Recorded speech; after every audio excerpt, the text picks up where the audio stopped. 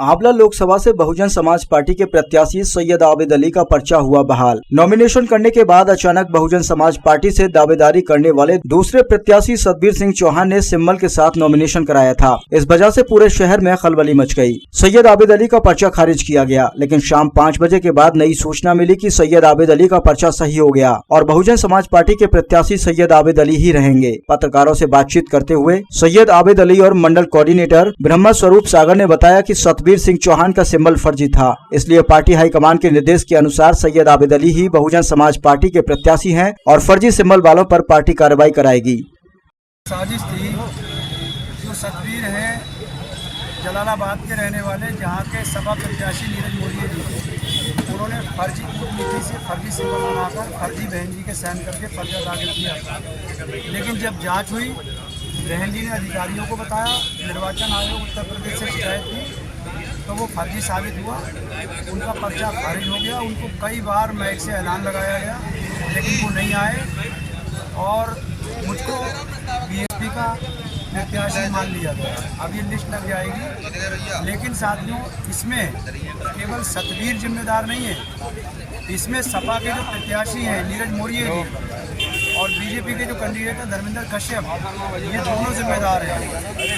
ये सतबीर जलालाबाद के रहने वाले करीब नहीं। और अगर तुमने मुझे चुनाव जिता दिया तो इस बेईमानी का बदला चुनाव के बाद नीरज मोरिया जी से भी मैं भी नियमानुसार लेने का काम करूँगा। सर, जिस तरह से आंवला लोकसभा के जो आपके चाहने वाले लोग हैं, सारे चेहरों पर मायूसी आ गई थी अभी कुछ देर पहले, क्या कहेंगे उनके लिए? बड़ी मोहब्बत रखते हैं आपसे। ये सब उनकी दुआओं का रिजल्ट है, बहन जी का आशीर्वाद है, मेरे दोनों जिलों के संगठन की मेहनत है और साथ ही साथ मीडिया के बंधुओं की आवाज़, जिन्होंने हमारी आवाज़ उच्च अधिकारियों तक पहुंचाई और हमें सफलता और कामयाबी मिली। तो हम अपने सभी साथियों का, चाहे वो मीडिया से हो, चाहे वो संगठन के हों या हमें चुनाव लड़ाने वाले, सबका बहुत बहुत आभार और धन्यवाद कहना चाहते हैं। और एक और अपील करना चाहते हैं साथियों, वक्त कम है।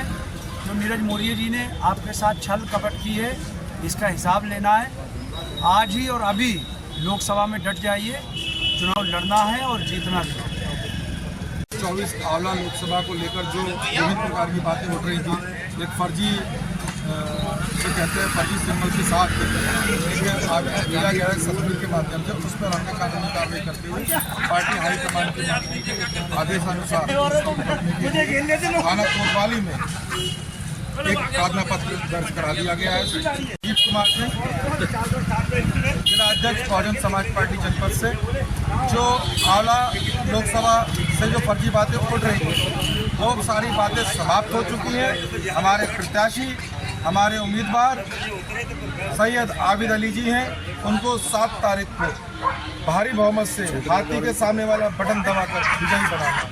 इसी बात के साथ जय भीम। प्रत्याशी को टिकट नहीं दिया गया था और आंवला पर हमारी राष्ट्रीय अध्यक्ष हैं, हमारी नेता हैं बहन कुमारी मायावती, उनकी तरफ से चूंकि वही उनके पास सिंबल की अथॉरिटी है, उनकी तरफ से केवल एक ही सिंबल आंवला लोकसभा में जारी किया गया था, वो आबिद अली के नाम पर जारी किया। लेकिन एक प्रत्याशी हमें कल से हम लोगों की जानकारी में आया, जब सूची चस्पा हुई यहाँ कलेक्ट्रेट में, तब हमें नज़र आया कि वहाँ किसी सतबीर नाम के आदमी ने भी बहुजन समाज पार्टी के नाम पर, प्रत्याशी के नाम पर नामांकन कराया। बाद में पता लगा उसने भी सिंबल जमा किया। लेकिन जब सिंबल पे हम लोगों ने दिखाया, तो जब सिंबल दूसरा जारी ही नहीं किया गया हमारे नेता की तरफ से, हमारी राष्ट्रीय अध्यक्ष की तरफ से, तो फिर दूसरा सिंबल की बात ही नहीं आती है। तो कहीं ना कहीं ये था कि जो सतबीर नाम का व्यक्ति है, जलालाबाद का रहने वाला है, उसने कहीं से सिंबल बनाने का काम किया, फर्जी तरह से बनाने का काम किया और उस पर हमने उसके लिए अभी FIR के लिए तहरीर भी दी है। हमने कहा भी है कि इसके खिलाफ FIR होना चाहिए और प्रशासन ने इसे देर से संज्ञान में लिया, क्योंकि बाद में हमारी नेता बहन कुमारी मायावती जी पूरे आयोग को उन्होंने एक तरह से पूरा प्रयास किया, आयोग को भी संज्ञान में लाया गया, कायदे से संज्ञान में लाया गया। माननीय बहन जी ने भी इसे बहुत अच्छे से हैंडल किया। उसके बाद उनकी वीडियो कॉन्फ्रेंसिंग हुई। वीडियो कॉन्फ्रेंसिंग के बाद ही RO से जब वीडियो कॉन्फ्रेंसिंग हुई है, उसके बाद ही उन्हें पर्चा बहाल करने की बात कही। उससे पहले तो वो पर्चा निरस्त कर चुके थे, वो वेबसाइट पर डाल दिया था, लेकिन अब जाकर के पर्चा बहाल हुआ है। ये लड़ाई हम लोगों ने जीती है और मैं समझता हूँ कि ये बहुत मुश्किल था। बीजेपी कहीं ना कहीं जहाँ जहाँ बहुजन समाज पार्टी मजबूत दिख रही है वहाँ उनके पर्चे नष्ट कराने में लगी थी। बरेली का पर्चा भी इसी तरह से बहुत छोटी सी कमी बता करके उसको नष्ट कर दिया कि आपके द्वारा 2-3 कॉलम नहीं भरे गए, जिसमें केवल इतना ही लिखा जाना था लागू नहीं लागू नहीं। हालांकि मेरी जानकारी में ये है कि पहले जो हमने पर्चा भरा था तो सारे कॉलम भरे गए थे, अब उसमें कोई पर्चा उसका बदला गया, क्या किया गया, ये जाँच का विषय है।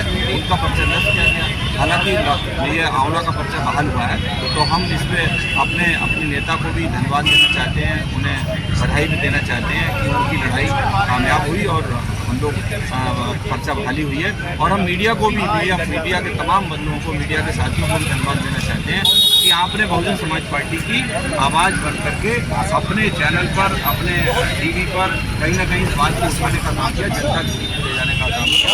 कहीं ना कहीं आप लोग काफ़ी पूरा बरेली लोकसभा की सीट जो खाली हो गई है उसकी किस तरह से भरपाई करना है? अब ये हमारी बात अभी हमारी हाईकमान से पार्टी स्तर पर होगी कि हम लोग को क्या करना है। हम लोग अपना चर्चा करेंगे, उसके बाद जैसा निर्णय होगा।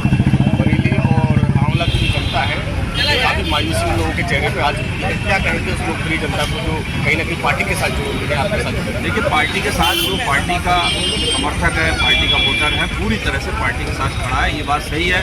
बरेली लोकसभा पे हमारा पार्टी का वर्कर, हमारा सपोर्टर कहीं ना कहीं मायूस हुआ है, लेकिन ज़बरदस्ती पर्चा खारिज हुआ है। और पर्चा भी बरेली का जो खारिज हुआ है उसमें सबसे महत्वपूर्ण बात ये है, आप सब लोग जानते हैं, जग जाहिर है, अभी मीडिया ने भी पिछले दिनों काफ़ी अच्छी तरह से चलाया था कि जब से भारतीय जनता पार्टी ने बरेली लोकसभा का टिकट बदला है, उनके एक विशेष वर्ग विशेष में झगड़ा लगातार चल रहा है। नए प्रत्याशी का कोई सपोर्ट नहीं कर रहे थे। छोटेलाल गंगवार जी जिस कम्युनिटी से आते हैं वही कम्युनिटी के लोग जो नए प्रत्याशी से नाराज थे, पुराना टिकट कटने से नाराज थे, वो छोटेलाल जी के साथ बड़ी संख्या में जुड़े भी और उनको चुनाव लड़ाने निकल भी पड़े।